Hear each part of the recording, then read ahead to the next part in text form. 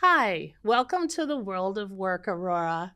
I'm Carolyn Chavino, your career coach, and today I have another special guest. I have Miss Amy Kettner with me. Hi, welcome, Amy. Hi, Carolyn. Thanks for having me. I'm just so happy to have you here. Amy is, wow, what can I tell you? She is the queen of manufacturing. And I have manufacturing just very dear to my heart, especially with my business here in Aurora. And I wanted Amy to talk to us today about a female's perspective in the world of manufacturing. So, Amy, again, welcome. Thank you. I would like to hear a little bit about you personally first. About me personally. Absolutely. So, if I ever write my memoirs, Yes. they will begin with I was born in a small town in Ohio. Okay. And so I started in Ohio, which is very heavy in plastics manufacturing. And so in Ohio, you make music, Yes. you grow food, or you are in manufacturing. Those are some of the key positions, especially in the rural areas where I'm from. Okay. So, what inspired you to pursue a career in manufacturing? I actually got a career in manufacturing right out of high school, and Wow. I was a press operator, which is a very entry level position in manufacturing. And I left manufacturing and, became educated, got a job in business, and missed it every minute. Wow. I really, really liked the machinery, the creation, the design. And so I ended up going back to my first company where I had been a press operator and rejoined that team. So, what was press operator, former? But seriously, what was that? I know you said you like the machinery and the whole glam of machinery, which it is very fascinating. Absolutely. I know. It's like, wow. But what was that moment when you decided, I miss this? It was a memory. So when I was involved in manufacturing as a press operator, the owner of the facility, who is just a genius, one of my greatest mentors to this day, took me on a plane trip to a customer. It was a food manufacturer who was having a problem with our product. And we were taking measurements and checking conveyor belts and all of these things. And as a very young person who worked on the floor, I realized that they were taking very hot product and filling it with very cold food.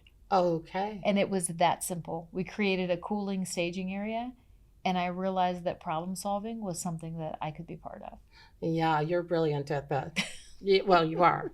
I know her personally, so I know her brilliance. Anyway, can you share a pivotal moment in your journey since you've been back in manufacturing? Pivotal moment. Yes, please. A pivotal moment is how we met. Yeah. I actually was looking for a new position. I was looking to grow, to maybe develop within my career, and I was offered an opportunity in Illinois. So I'm from Ohio, Indiana, Kentucky. This is where I came up, and I accepted the position. I fit what I could fit in my truck.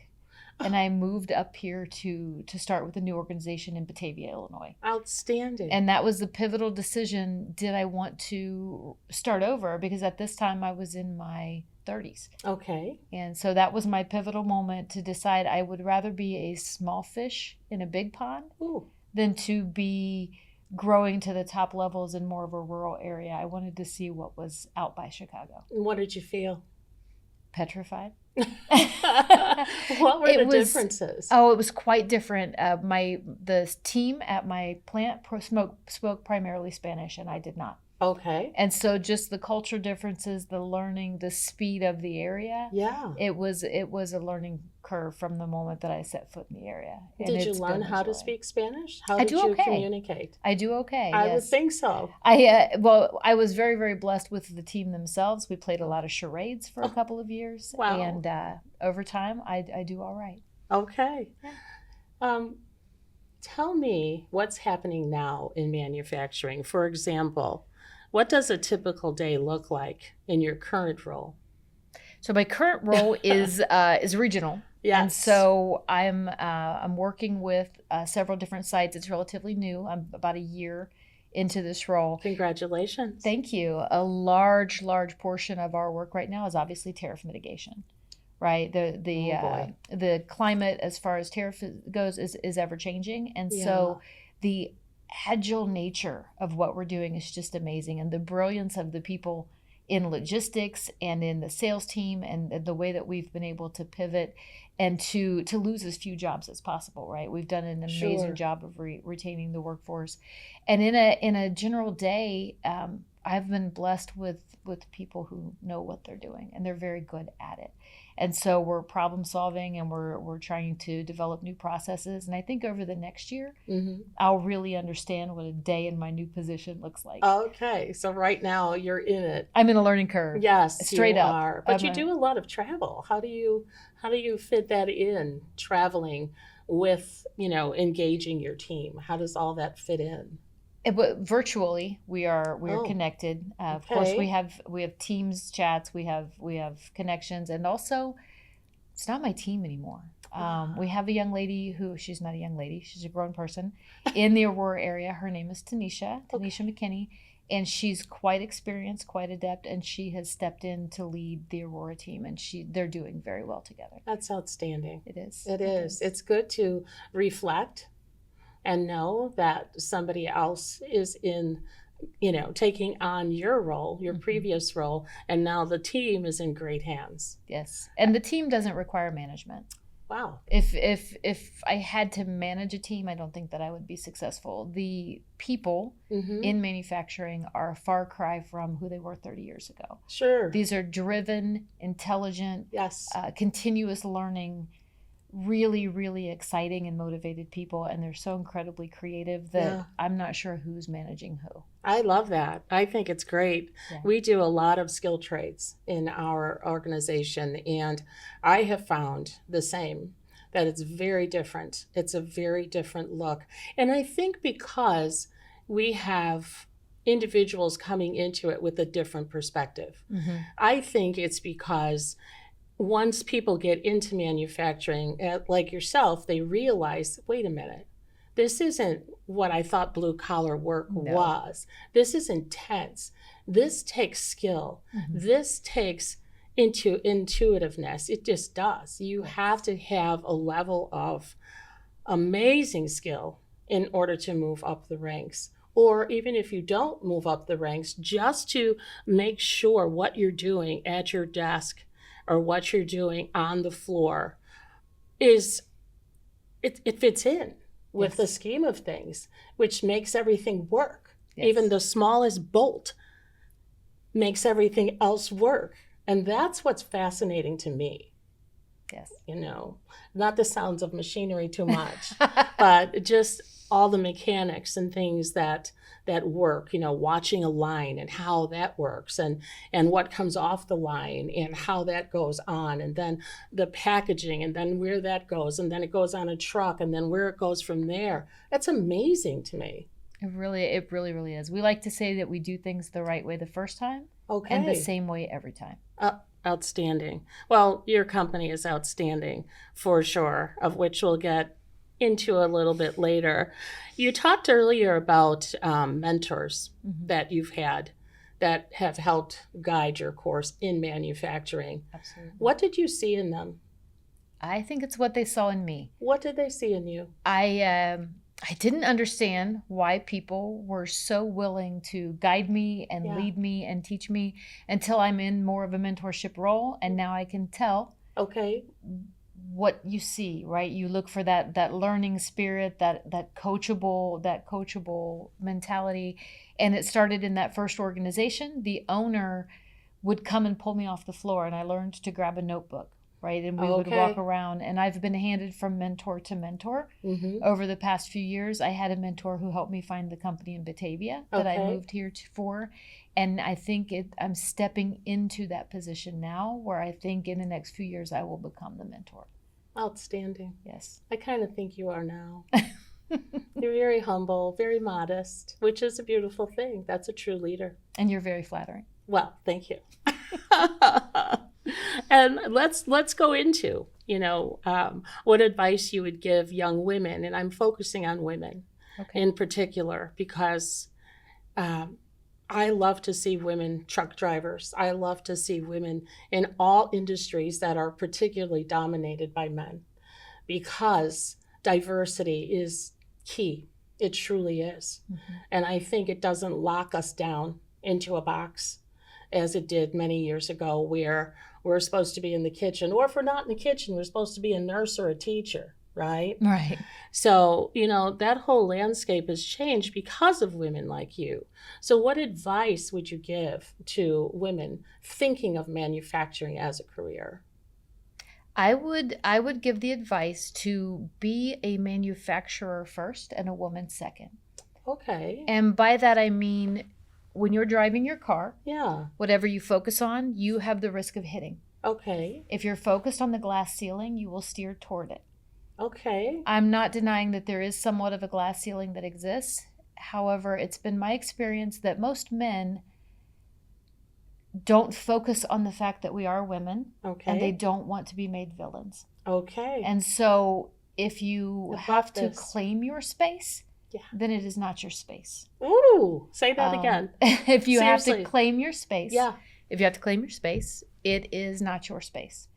And so it's important to understand that you're a woman in manufacturing, Yes. but not to focus on being a woman Okay. in manufacturing. I have been mentored by men and women alike. Yes. And I will agree that we have incredibly different perspectives that are both valid. I have rarely had a problem finding a male mentor, or finding men who will work with me, who will support me, who will guide me. And those who don't, I think sometimes women choose to focus on breaking through that relationship and mending that relationship. Go around it. Okay. Right? Go around those relationships that aren't male or female. Right. Go around those relationships that don't serve the cause. Right. And build different relationships. Okay. Study the course. I got you. Mm-hmm. I love it. How do you look at innovation now in the manufacturing industry? I mean, I love when I visit my clients and I see robots. I love it, because there's still somebody operating the robot. So, people look at me and go, wow, Carolyn, the robots are taking over jobs. And I say, in some cases, but I also think it's enhancing jobs.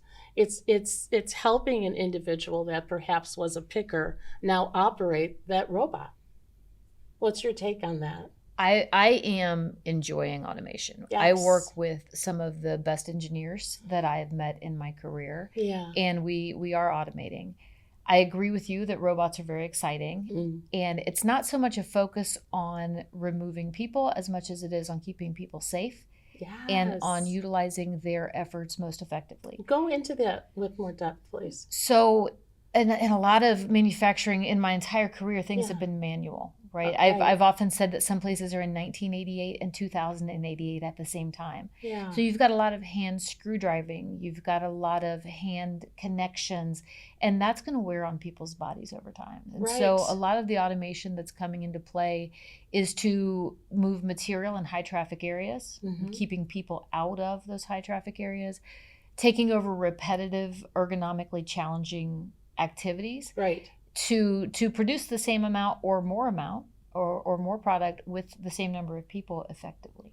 So somebody coming in and not understanding how to, let me take it back. Sure. So somebody that has been old school manufacturing, coming into a different location where things are state of the art right now, is there a training opportunity for these folks because they do have solid knowledge prior to entering a different atmosphere?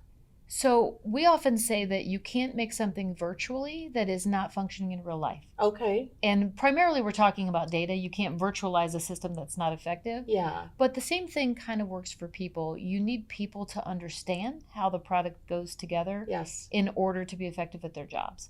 So there absolutely is a chance for people to upskill, right? Wonderful. And to learn how to interact with the equipment, to learn how to run and feed the equipment. It again depends on that coachable mentality, right? Anybody who's excited and who wants to learn has a chance to continue in their career and to have transferable skills that once you understand PLCs and all of these, the robotics and the equipment that travels outside of manufacturing as well. That creates a lot of opportunity in other industries in the future. Sure. I agree.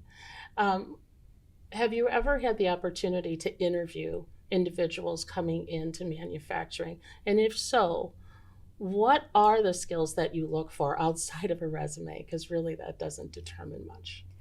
So I might, I'm an unusual case for this, but I hire for resilience. Okay. I look for people who can adapt and who can pivot, who can problem solve, and who work well under pressure, because the only constant in manufacturing is change. And it took me several years to learn how to interview and to learn what to look for, but we're looking for people who are willing to take accountability. Okay. We're looking for people who are able to problem solve, and it's a tired phrase to think outside of the box, but when people are presented with a wall, yes, we're looking for people who can climb over, dig under, love it, go around, right? Yes. And in the fast moving political climate that we have right now, I think the difference between success and failure in companies is going to be whether or not their people can adapt to change.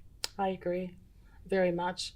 But how do you, if you're looking at a resume, how do you determine to even bring that person in? What is their background? What are some of the key skills that you're looking for? So a skill set is going to be position dependent. Right. So of course I'm a quality professional, so I'm looking for statistics.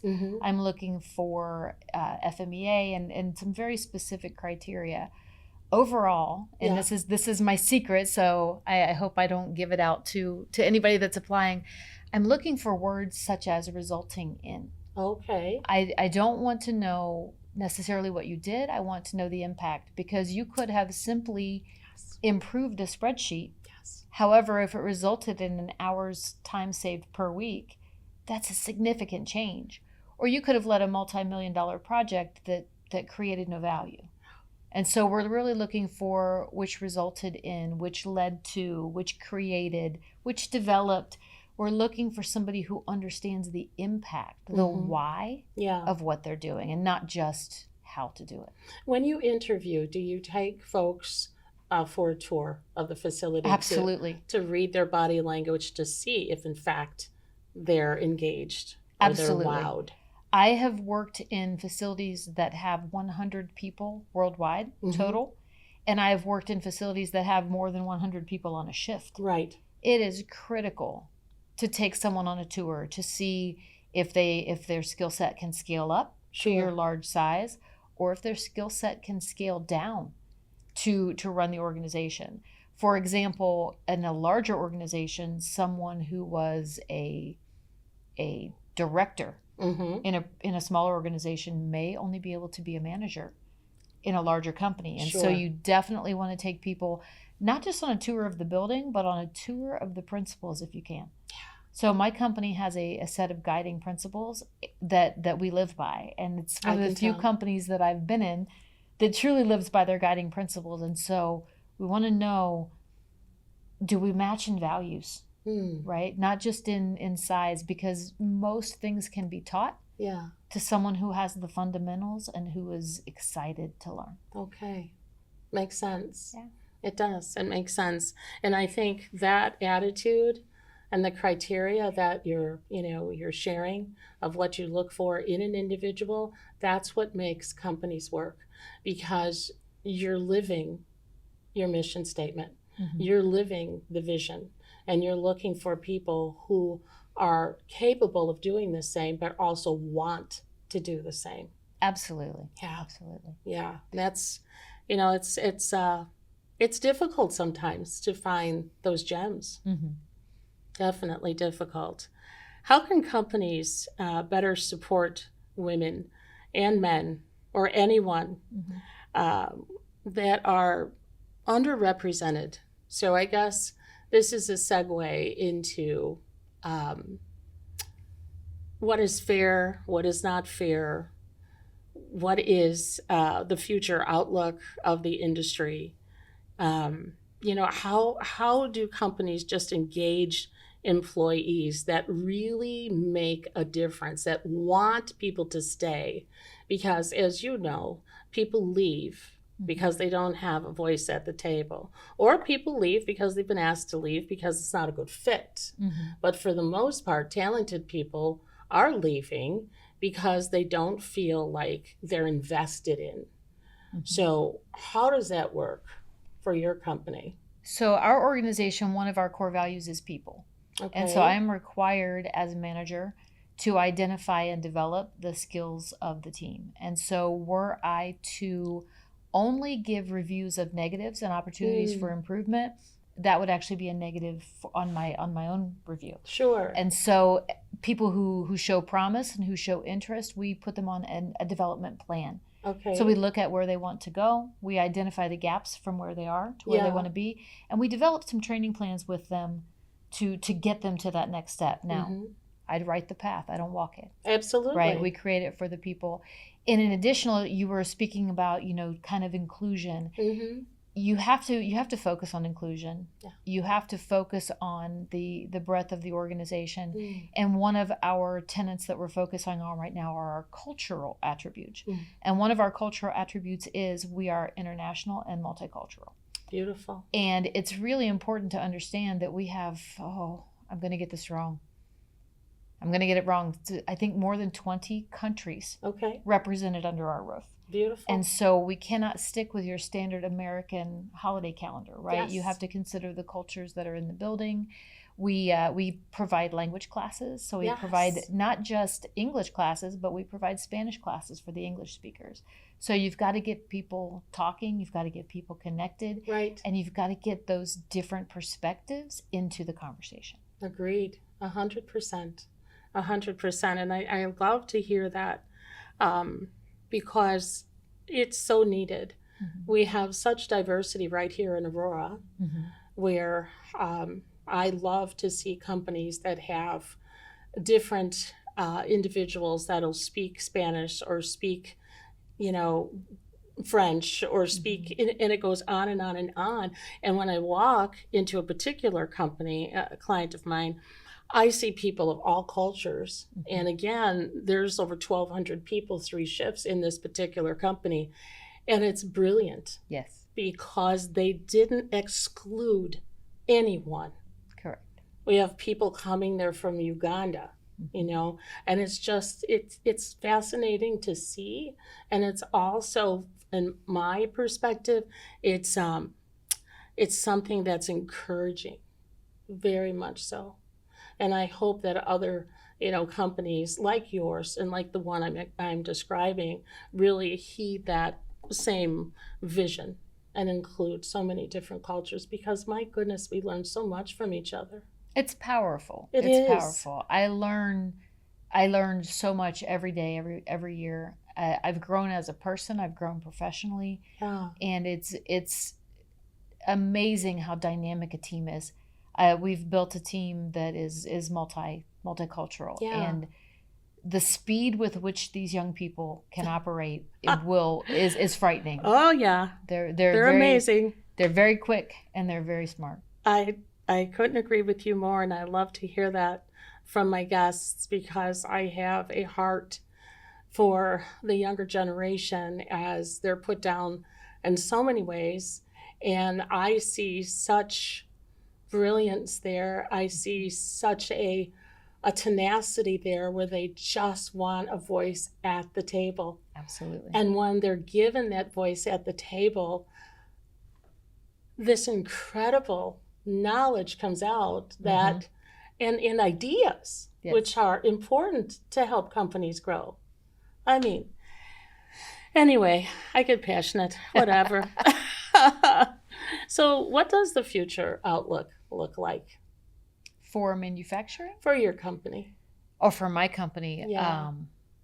I mean, it's such a dynamic company, and it's such a forward-thinking company that I would anticipate growth. We have a very long-term orientation, but we focus on stability, right? Because we do have that long-term orientation. So this is not an organization that will sacrifice next year for next quarter's profits. Yes. And that's what I really, really appreciate about the company that I work for. We will lose money for safety. If there's an improvement that can be made, we will shut down and make that improvement. Yes. And we don't shortcut quality. We don't put out an inferior product to try to make a market share for a month, a quarter. Yeah. Because we've been here for 175 years. We're going to be here for 175 more.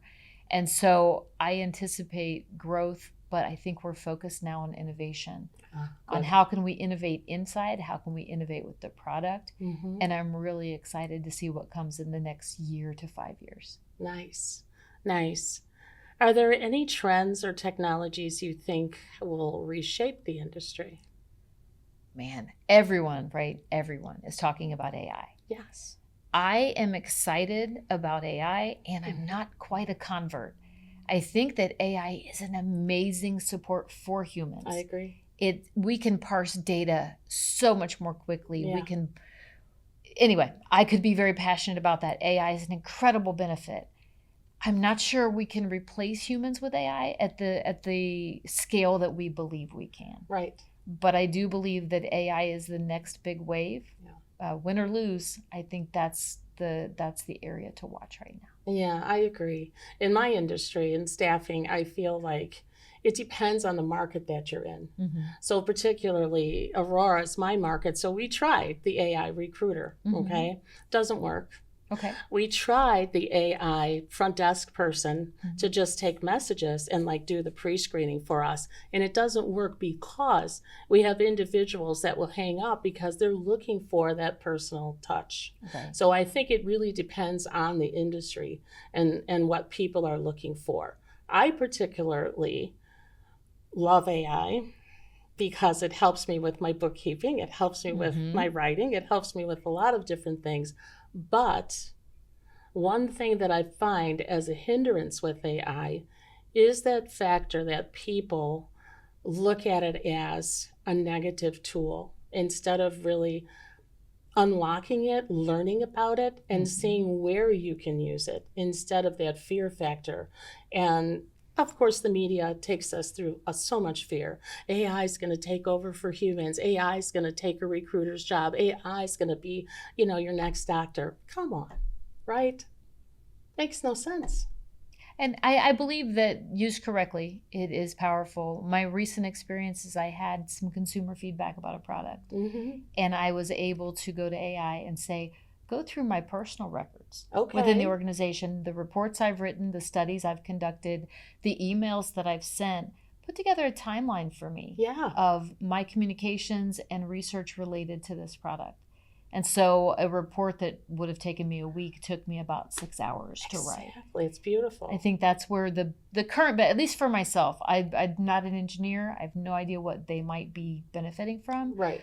But from a data management standpoint, AI makes a great personal assistant, and it's working well for me. Yeah, I agree. Works great for accounting.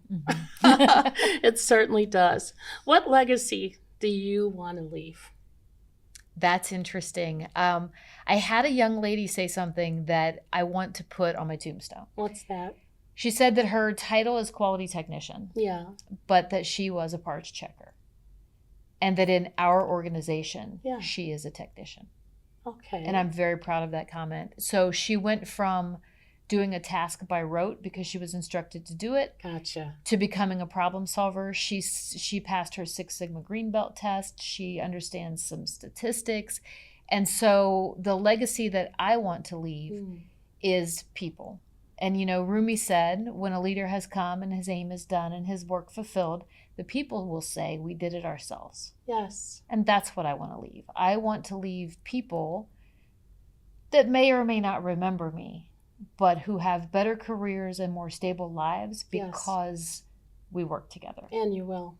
And I had one of my team say, Amy doesn't make product anymore. We make product. Amy builds us. Yes. And I really, really like that. That's a huge compliment. I really like that. What's next for you?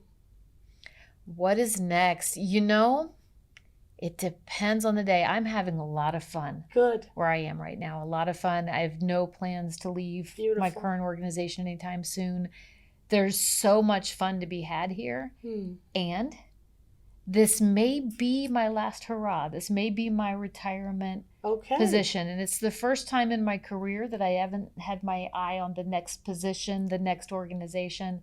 And I think at the end of the day, I might grow dreadlocks and wait tables. I love it. But that's quite some years away right now. Well, you have a long time for that. Yeah, absolutely. Well, that speaks volumes about your company. Everything that you said during this entire podcast has been complimenting every aspect of leadership, every aspect of technology, every aspect of the people, and yourself. Well, thank you. So, when I interview people and they are very excited still about where they are, again, it goes back to leadership because that trickles down. So they're feeding you, which you're an extremely intelligent young lady with a lot of vision, okay?